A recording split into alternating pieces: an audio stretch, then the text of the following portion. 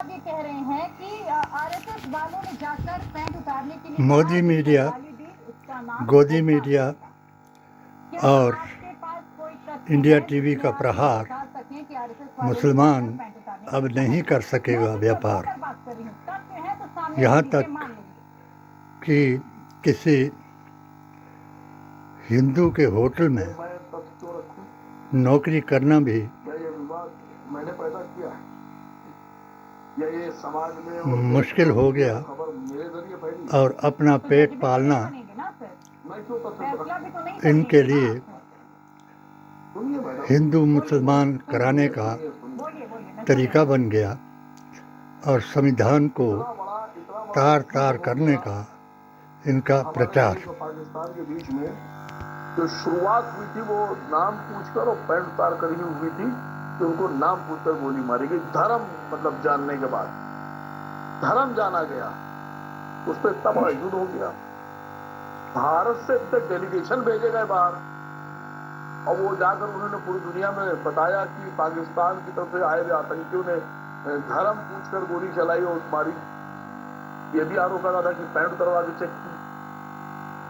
तो अगर उन विदेश के लोगों ने हमारे भेजे गए डेलीगेशंस में से ये पूछ लिया होता किसी से कि वो तो बहुत सुअर मानसिकता के आतंकी थे जिन्होंने धर्म पूछकर और पैंट उतरवा के चेक किया, लेकिन भारत में भी पैंट उतरवा के चेक किया जाता है कि मुसलमान कौन है, और भारत में भी नाम पूछकर और गोश्त का थैला देखकर मारा जाता है लोगों को। तो डेलीगेशन के लोगों के पास जवाब क्या होगा? मैं पूछ रहा हूं मोदी जी कैसे ट्रेन करके भेजते लोगों को। दूसरी बात कहा जाए मुसलमान है तो हिंदू नाम नहीं रख सकता, मुसलमान है हिंदू नाम नहीं रख सकता, यही तो सवाल है आपका। अगर फैसल खान मां वैष्णो भावा नहीं चला सकता है तो सुनील सूद अल-दुआ स्लाटर हाउस कैसे चला सकते हैं? सतीश सब्बरवाल अल कबीर कैसे चला सकते हैं? सुनील कपूर अल अरेबियन कैसे चला सकते हैं? करो ना, जैसे वो चला रहे हैं वैसे ये चलाएंगे। अरे कौन रोक रहा है? अगर सवाल उठाना है तो सबको उनकी बात बोलने दीजिए, मैं आऊंगी आपके किसने मना किया? जवाब देने का पूरा मौका मिलेगा, उन्हें भी अपनी बात रखने दीजिए पहले। बोलिए बोलिए। बात है कानून व्यवस्था। मुसलमान सबसे पहली बात तो ये जो लोग सड़कों पर भारत में कर रहे हैं, क्या इनके पास सरकार तीन किस्म का कर दिया। क्या सरकार की तरफ से एक वो मुसलमान पुलिस विभाग ने या खाद्य विभाग ने इनको जो अधिकृत किया है? तो अब मैं आपको रोकूंगी आसिम वकार साहब, मैं आपको वही कह रही हूं। मुगलों की पूरा मामला जांच का विषय अतायत है, करता था, नोटिस दे दिया गया है। उसने अभी मामला जिन्ना की इन्वेस्टिगेशन है, तो अतायत आप लोग की जज्बी तो नहीं बन जाएंगे ना, और वही तो आपसे कह रही थी। नाअहल की अतायत करके देश को तोड़ दिया। दूसरा मुसलमान फैजाबाद हाई कोर्ट के फैसले के मुताबिक भी अपने आप को सुन्नी बताता रहा और लव जिहाद या धर्म परिवर्तन कराता रहा। तीसरा मुसलमान वो जो पॉलिटिकल प्रेशर बनाने के लिए अपनी जात जमात और धर्म के नाम पर लोगों को संगठित करता रहा। इसका जवाब 2013 में मैंने अपनी 7 सूत्रीय पेटिशन के जरिए मोदी जी महान को बताया कि आप ऐसे मुसलमानों को, यानी जैसे मुल्ला मुनीर का कुरान हो या भारत में कोई अरबी तोता मुसलमान हो, इनको अपने साथ मिला करके सिंदूर लगा करके हमारे बोर्डों का अध्यक्ष ना बनाएं और इनसे हमारे अधिकारों का हनन ना कराएं, मगर ये एक बीजेपी और आरएसएस का संकल्प है मुस्लिम मुक्त भारत बनाने का 1925 में ये संकल्प लिया गया। तिरंगा झंडा, हाथ में डंडा और निक्कर पहन करके ऐलान किया गया। इसमें अपने आप को उच्च जाति का समझने वालों ने भाग लिया। पीडीए, एआईएसएसजे कोई भी आज तक इसका सदस्य नहीं बन सका। भारतीय संविधान, कुरान और नबी की जुबान से जिस आदमी ने मोदी जी महान से पूछा कि वक्फ के बारे में,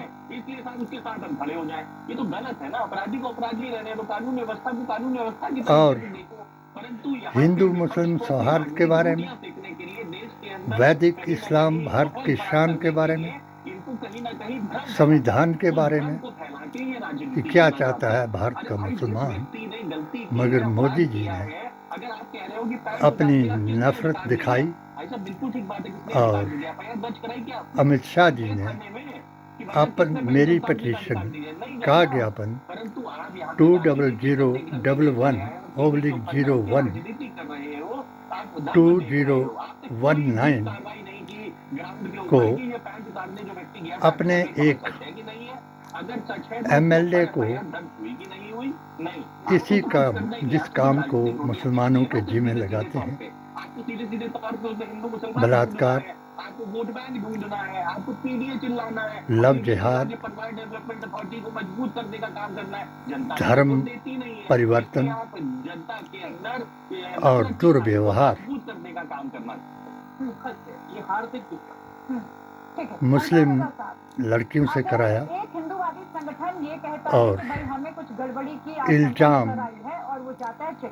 उन पर लगाया जिन्होंने मोदी जी महान से सवाल कराया, और उन गद्दारों को जो मोदी जी के अंधभक्त बन करके उनकी प्रशंसा करते रहे, जिन्हें ये भी मालूम नहीं हुआ कि मोदी जी ने अपनी पार्टी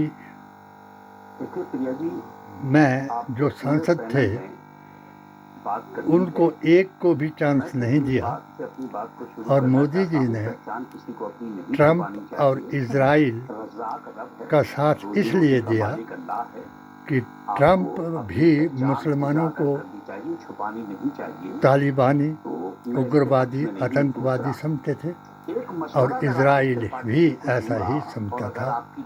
इसलिए मोदी जी को महान कहा, अपना दोस्त कहा, मगर आज उसी ट्रंप ने, उसी इजराइल ने मोदी जी को जो जवाब दिया कि पाकिस्तान और हिंदुस्तान में कोई फर्क नहीं। बिल्कुल, अगर धार्मिक इतिहास जो मैंने वेद, पुराण, गीता ग्रंथ और कुरान का मुतालिया किया, डॉक्टर वेद प्रकाश वेदाचार्य ने अष्टगुण युक्त के बारे में जो आखिरी अवतार हजरत मोहम्मद बता करके दावा किया, तो उसको मैंने सत्यापित कराया, और धर्म के नाम पर जिस तरीके से पाकिस्तान ने देश को तोड़ाया था, उसी तरीके वही तरीका आज बीजेपी और आरएसएस ने अपनाया है। मानो ऐसा लगता है कि अब युद्ध पाकिस्तान और हिंदुस्तान का तो ट्रंप ने सीज फायर करा दिया, और अब जो सनातनी बन करके साधु के भेष में होटलों पर, घरों पर और हर काम में पुलिस का काम खुद कर रहे हैं, और बेचारे मुसलमान अगर किसी हिंदू के होटल पर नौकरी कर रहे हैं तो वो डर के मारे नाम भी बदल लेते हैं, तो उनकी पैंट उतार करके उनको पहचान लेते हैं और उन पर दावा दायर कर देते हैं।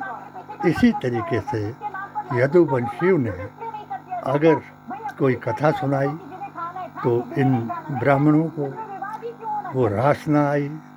धीरेन्द्र ने उनको भी यही बात बताई कि जो हमारे धर्म का उपयोग नाम परिवर्तन करके करता है वो सबसे बड़ा दोषी है। इसी तरह दलित युवक को जलाया गया, दलित लड़की से बलात्कार करके उसके गुप्तांगों को भी जलाया गया। इसी तरह एक एमएलए को करनी सेना ने दौड़ दौड़ करके भगाया। तो क्या संविधान बदल गया? मेरा गृह मंत्री महोदय से अपने इस YouTube चैनल के जरिए निवेदन है कि क्या जो मैंने आपको 7 सूत्रीय पेटिशन के बारे में बताया और संविधान की धाराओं और कुरान की आयतों से पूरे देश के पीडीए और एआईएसएसजे का अभियान चलाया, 40 बराबर 40 जमा 20 का फार्मूला दे करके 400 पार करने वालों को 240 पर लाया, तो क्या राहुल, अखिलेश,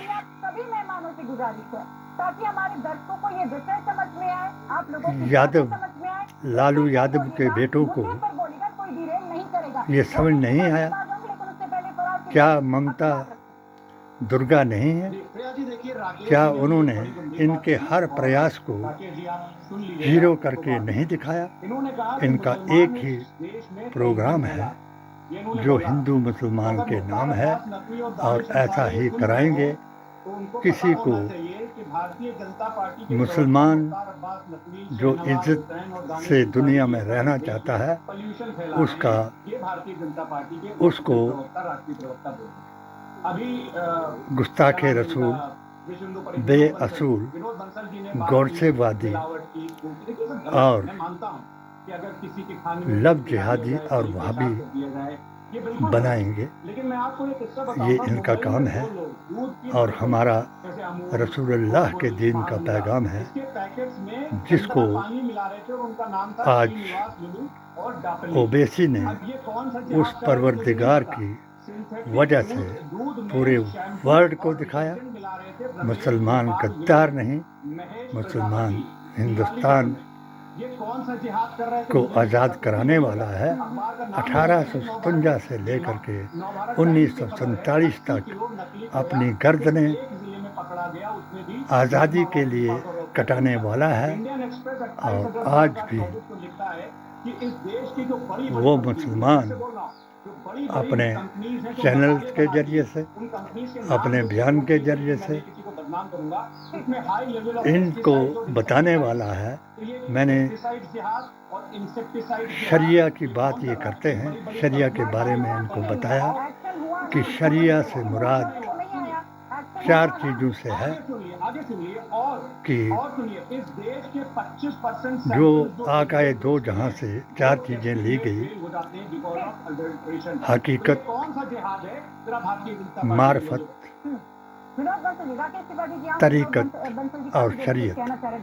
शरिया उसका नाम नहीं कि जो आपका जफर इस्लाम बताए या सुबोई खान बताए या आपकी एंकर रूबिया लियाकत बताए।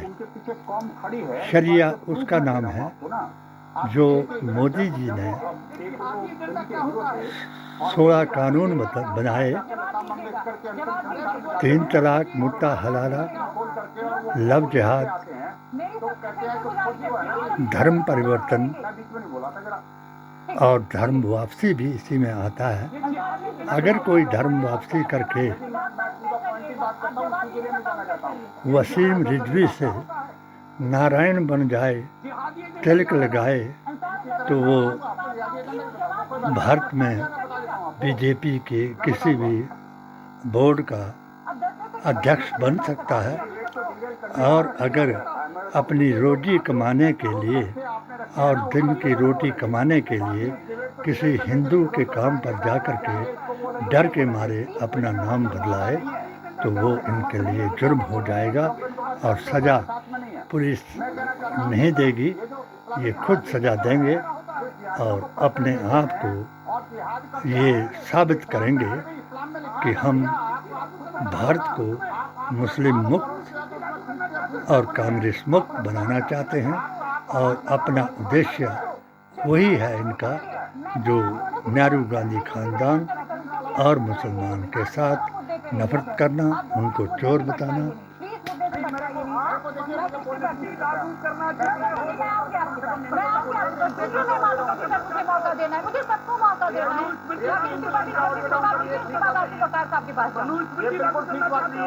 मेरी बात को पूरा नहीं होने दिया इन्होंने। विनोद बंसल जी, मैं आऊंगी फिर से, आप अपनी बात रखिएगा, अपनी बात रखिएगा। सर एक एक करके जवाब देते हैं ना, एक एक करके मैं सबको जवाब दे रही हूँ।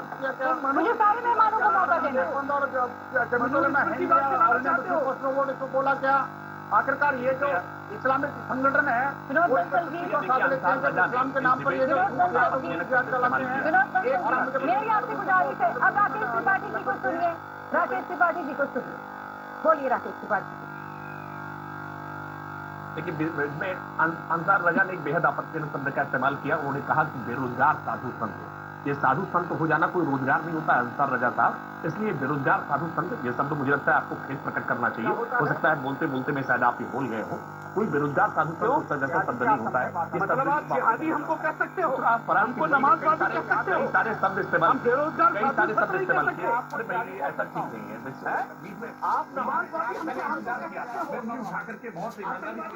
आप समाजवादी को नमाजवादी कह सकते हैं, आप निष्पक्ष को हिंदू पक्ष कह सकते हैं। हम ये भी नहीं कह सकते कि हिंदी है हम, हिंदुस्तान हमारा है, इसका संविधान हमें जान से प्यारा है। जय बापू, जय भीम, जय संविधान।